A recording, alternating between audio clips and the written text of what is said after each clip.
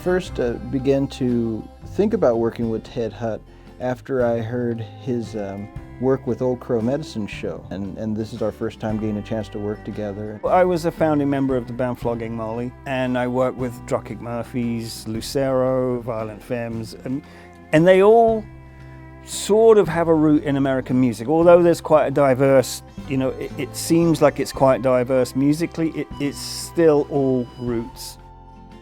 I love the idea of sort of people from different backgrounds and different sort of musical histories putting their heads together and sort of mixing it up and finding the right elements.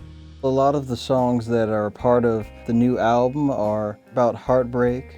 Some are about migration in a lot of different ways, sometimes having to pack up from one place and move to another destination, sometimes voluntarily, sometimes against one's will. Some of the traditional folk songs are sort of uplifting messages, like I have one song that I recorded from the Library of Congress called "We Are Almost Down to the Shore," which is a beautiful uplifting message of moving forward, fighting on, because we're almost there.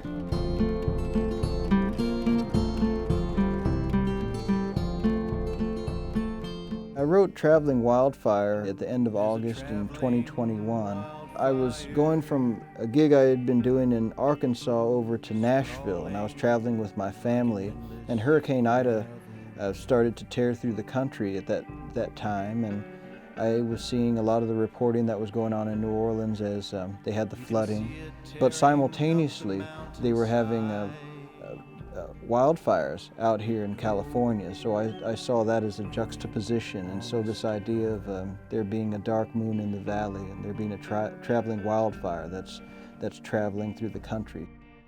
There was sort of a cinematic melancholy vibe to it.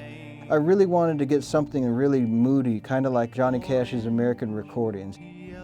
There are changes that are happening within people spiritually or mentally, and there's just a lot that's being thrown at people. In the song I mentioned that there are too many voices to get us out of the maze. A way to sort of incorporate a lot of the things that are going on at the moment, sort of, politically, and the climate and wars, all of these things are sort of building them into a song. Take your time, no rush. We've got the band all night.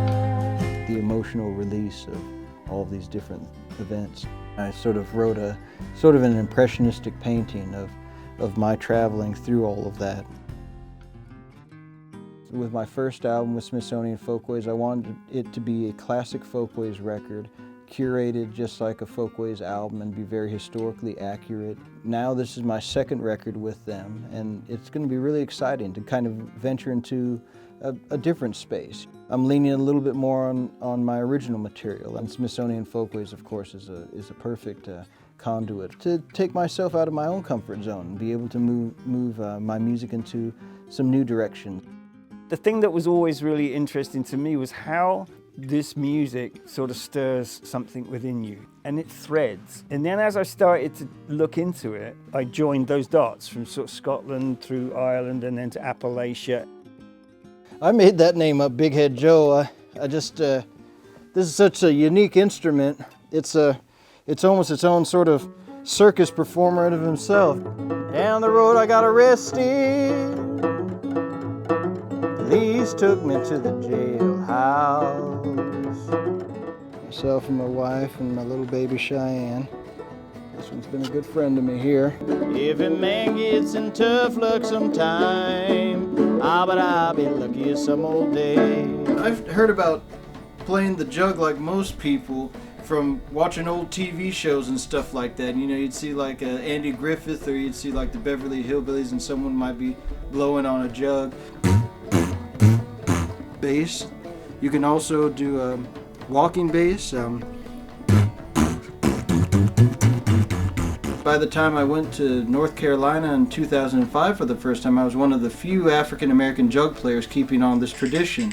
So the bones, they work based on the ballast of your wrist. There's one called It's Cold Inside that also speaks about this subject of what do you do when you're thinking deep in your heart and and what's in your soul as you're trying to process the world around you. He just absorbs so much, and I think it's inevitable that comes out in his performances and also his writing.